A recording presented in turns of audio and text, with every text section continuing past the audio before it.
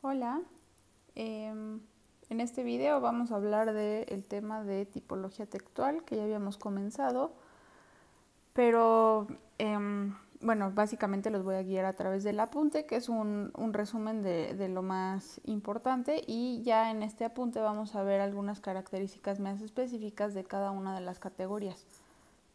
Vamos a ir poco a poco, ahorita solo vamos a ver la introducción general y la categoría de los textos o discursos descriptivos. Bueno, entonces ya habíamos hablado de que la tipología textual es una forma de clasificación que abarca todas las formas de textos o discursos según su propósito comunicativo. Aquí, para no ser repetitivos, voy a cambiar todas las formas por todos los tipos. Todos los tipos. Ok, entonces, bueno, nosotros ya hemos visto otras formas de clasificación, por ejemplo, los géneros literarios. Y lo que habíamos comentado es que la diferencia es que esta clasificación es mucho más amplia. Los géneros literarios son específicamente para textos literarios. En cambio, la tipología textual se adapta a cualquier forma de texto. Y la clasificación básicamente se basa en el propósito comunicativo. Por eso es tan importante primero comprender el proceso de la comunicación que ya hemos visto, del emisor al receptor. ¿Por qué? Porque el receptor, o también conocido como destinatario, cuando nosotros creamos un texto, cuando le estamos hablando a alguien, siempre pensamos, quizás de manera más explícita o implícita, en ese receptor y en la manera en la que va a asimilar el mensaje que estamos comunicando. Entonces, esta clasificación se basa en el propósito de cada tipo de texto según lo que quiere comunicar y la manera en la que quiere comunicar el contenido de su mensaje. Entonces, les puse estas imágenes que representan la diversidad. Ustedes no tienen que poner estas imágenes, si quieren pueden poner dibujos o solo pueden poner el texto. Pero bueno, son diversos textos, pueden ser textos literarios o textos informativos, ¿no? Entonces, tipología textual se puede referir a literatura, pero también podríamos hablar de, por ejemplo, todos sus libros de la escuela, sus libros de biología, sus libros de geografía, todos esos tienen ciertas tipologías textuales que cumplen con ciertos propósitos. También tenemos textos y discursos presentes en diversos medios, ¿no? Abarca muchos medios, no solamente se llama tipología textual, pero texto se puede referir también a discursos, por ejemplo, a conversaciones, a un discurso político, pero también podemos hablar de tipología textual en el cine, por ejemplo, en el radio, en la televisión, en los medios digitales, en el periódico, etcétera. Y también incluye el lenguaje oral, aunque se llame texto, también podemos incluir el discurso y por eso es que también se le conoce como géneros discursivos a esta clasificación. Bueno, y básicamente son 5 categorías: la descripción, la narración, la explicación, la argumentación y la instrucción. Los vamos a ver en este orden porque el contraste que hay entre la descripción y la narración permite entender muy bien las diferencias entre una y la otra. Lo mismo para estos, y el instructivo la verdad es muy identificable. Bueno, entonces comencemos con el texto descriptivo. El propósito de un texto descriptivo es representar por medio del lenguaje. Esa es la definición de describir, es representar, es como pintar algo, ¿no? Reproducir algo como una fotografía, pero a través del lenguaje. ¿Qué es lo que representamos? Cosas, ¿no? Podemos hacer la descripción de un cuaderno, la descripción de una persona, la descripción de un paisaje, pero también podemos describir aspectos más dinámicos con movimiento, por ejemplo, ambientes o acciones incluso. Y también es importante señalar que hay varios tipos de descripciones. Puede haber descripciones exhaustivas, es decir, muy detallistas. No sé si alguien ha leído una novela en la que hay una descripción extremadamente larga, por ejemplo, de los personajes, cada detalle, el ambiente. Esas descripciones exhaustivas o con muchos detalles lo que pretenden es generar un realismo, que nosotros tengamos una imagen lo más precisa y detallada posible de aquello que se está describiendo. Pero también hay descripciones selectivas que abstraen los rasgos más esenciales de aquello que se está describiendo y solamente plasman eso, ¿no? Lo esencial, y no se van a detalles tan pequeños, etcétera. Bien, ahora la parte más importante es hablar sobre las características de los textos descriptivos, es decir, Aunque hay muchísimos tipos de textos descriptivos diferentes con propósitos distintos, por ejemplo, descripción de personajes, descripciones mecánicas, biológicas, etcétera, todas tienen ciertas características. No es que las tengan siempre, pero estas son características que usualmente podemos encontrar en los textos descriptivos, sin que esto signifique que no las podamos encontrar en otros tipos de texto, pero son algunos rasgos que caracterizan a los textos descriptivos. El primero, y este sí es muy muy importante, lo voy a poner destacado, es la ausencia de temporalidad o de causalidad. ¿Por qué es tan importante? Lo vamos a comprender más cuando veamos el contraste entre el texto descriptivo y el narrativo. Pero básicamente el descriptivo es estático, en el sentido que no nos está... no hay un paso del tiempo en una descripción, sino que nos están describiendo algo que es, ¿no? Que está como en ese momento, que no hay una transformación o una causalidad, no hay una causa y un efecto. Ojo, esto no quiere decir que no podamos describir movimiento o acciones, lo que quiere decir es que no hay una narración, no hay algo que se transforma al interior del texto. No hay un inicio, un medio y un final como suele haberlo en la narración. Entonces, por eso es tan importante este aspecto. Y de este aspecto se desprende el uso de los tiempos verbales que vamos a encontrar en las descripciones. Normalmente es el tiempo presente. Por ejemplo, si ustedes buscan cualquier animal en Wikipedia, va a haber una sección de descripción y esas descripciones van a estar en tiempo presente, ¿no? Las jirafas habitan en tal región de África y comen tal y tal y tal, ¿no? Esos verbos están en presentes. O también, cuando hablamos del pretérito, nos vamos a encontrar sobre todo con tiempos imperfectos. ¿Qué es un tiempo imperfecto? Son aquellos tiempos que describen acciones que todavía continúan, que no han terminado. Y esto se relaciona mucho con este aspecto de la transformación. Por ejemplo, el copretérito. Si yo trato de describir la manera en la que se comportaba un personaje, ¿no? Comía mucho y tenía muchos amigos. Ese comía, tenía, está conjugado en copretérito y lo que indica es una continuidad. No hay una transformación porque es una acción que se llevó a cabo a lo largo de un largo periodo de duración. Entonces, por eso estos son los tiempos, el presente y el copretérito, más usuales o que más vamos a encontrar en los textos descriptivos. Otro rasgo importante de la descripción es que consiste muchas veces en la enumeración de características. Entonces vamos a tener, por ejemplo, series de adjetivos enumerados, ¿no? O el texto en sí se puede partir a partir de... ¿Cómo generamos un texto descriptivo? Nosotros observamos un objeto, sustraemos sus características y las enumeramos. Entonces un texto descriptivo es básicamente una lista, una enumeración de esas características. Por supuesto, al ser una descripción, va a haber una abundancia de adjetivos y también de adverbios. Adjetivos, sobre todo los calificativos, pero pueden aparecer de cualquier tipo, y de adverbios, especialmente va a haber de modo, ¿no? Muchas veces los que terminan en mente, y también adverbios de cantidad. Por ejemplo, él era muy alegre, muy, ¿no? Muy, más, todos esos adverbios los vamos a encontrar muchas veces en los textos descriptivos. Y por último, digo, no, esto no es lo único que hay, pero son como las más destacadas de las características, están las comparaciones y contrastes. En vez de describir con adjetivos, nosotros podemos describir algo a partir de compararlo con otra cosa o de compararlo con algo con lo que no se parece. Eso es sería el contraste, ¿no? ¿A qué se parece o a qué no se parece? Sabe como a tal. Eso es una descripción a partir de una comparación, ¿no? Cuando alguien, oye, ¿a qué sabe el lichi? No, pues sabe como a cereza, pero con un toque más ácido.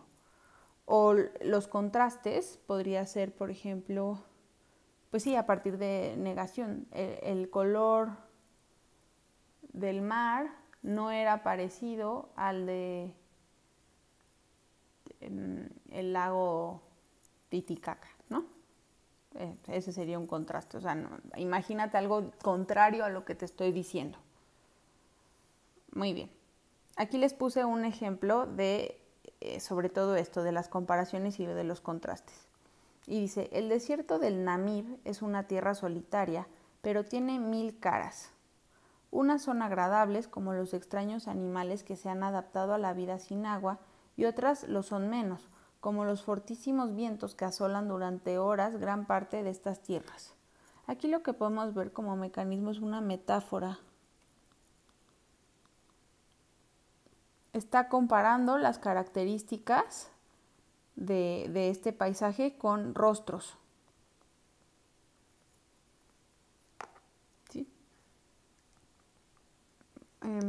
El ejemplo no lo tienen que poner, si lo quieren copiar en su apunte está bien, pero creo que es sobre todo para ilustrárselos ahorita en el video.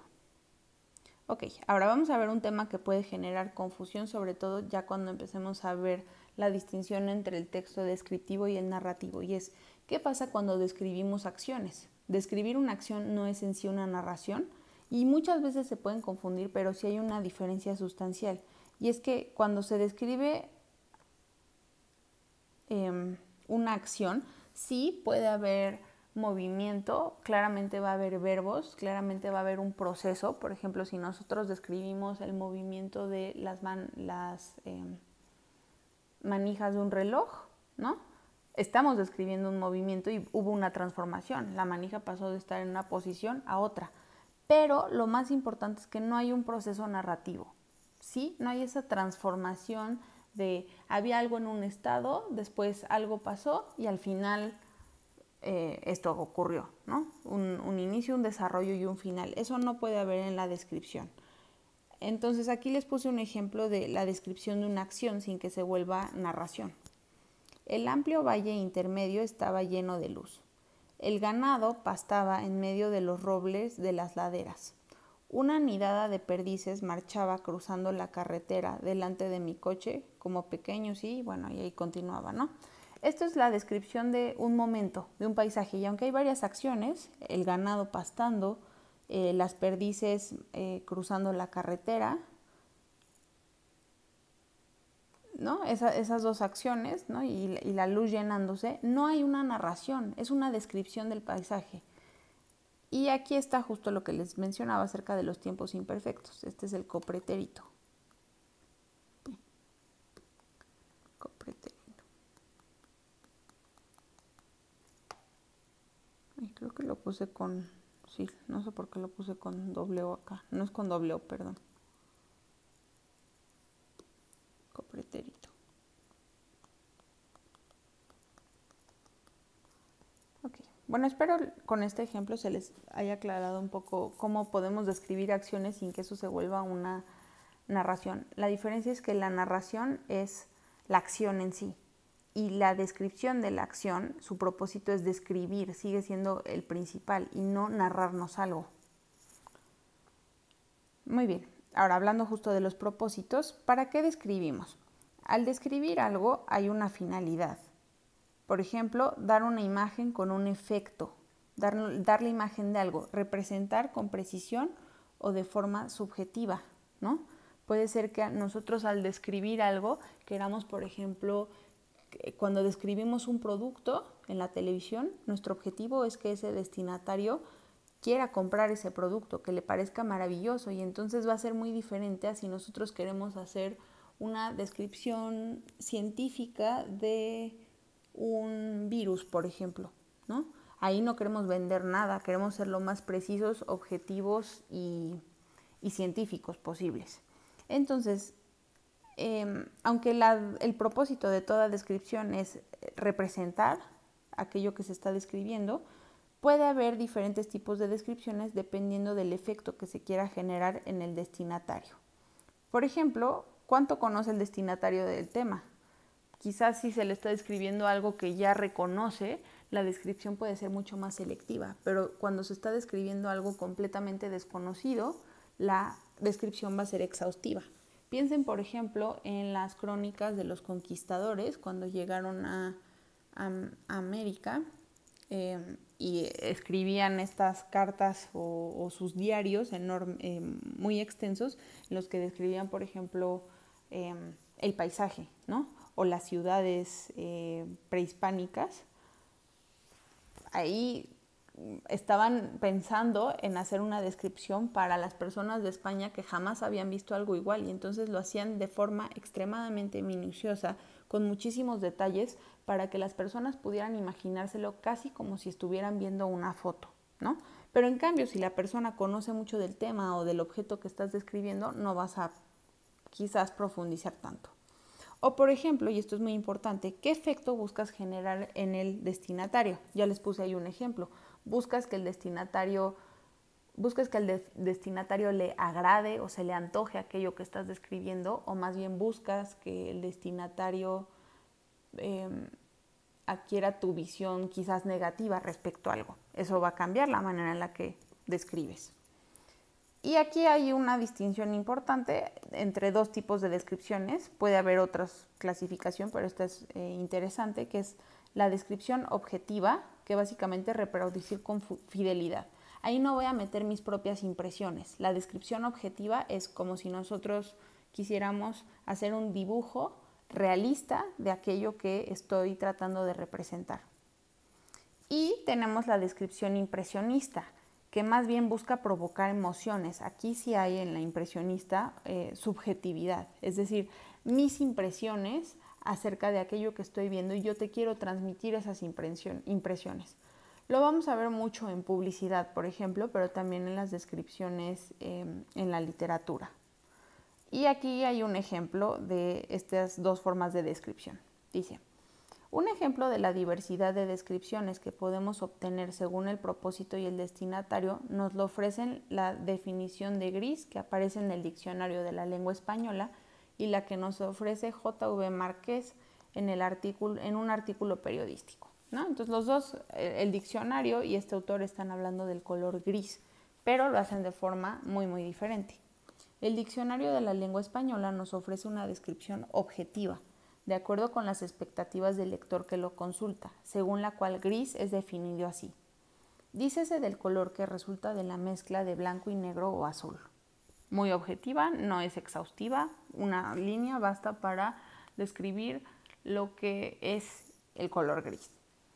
En cambio, J.V. Márquez nos ofrece una descripción que, partiendo de una aparente objetividad, se convierte muy pronto en impresionista. Por ejemplo, conjunto de colores que se parecen entre sí como un huevo a una castaña. Entre el traje gris de los oficinistas y ejecutivos y el de los peces hay todo un mundo. Hay el gris perla, el gris cielo siderúrgico, el gris mar tempestuoso, el gris marengo, el gris de la época, gris de Picasso, el gris de Juan Gris. Y bueno, esto continúa, es una descripción mucho más larga acerca del gris y de todas las implicaciones sociales que asociamos hacia este color. Entonces, aquí se trata de describir el color tal cual es, y aquí en cambio más bien el gris sirve como una excusa poética para generar una descripción más bien artística e impresionista. Bueno, les pongo, por si no alcanzaron a copiar, para que puedan pausar esta parte. Ahora esta parte.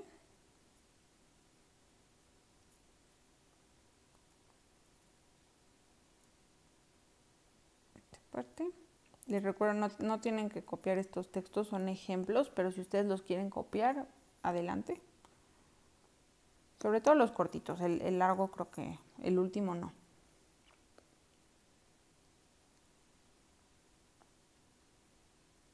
Ok, bueno, espero hayan comprendido el tema. Creo que con las actividades que van a hacer ahorita les va a quedar mucho más claro. Adiós.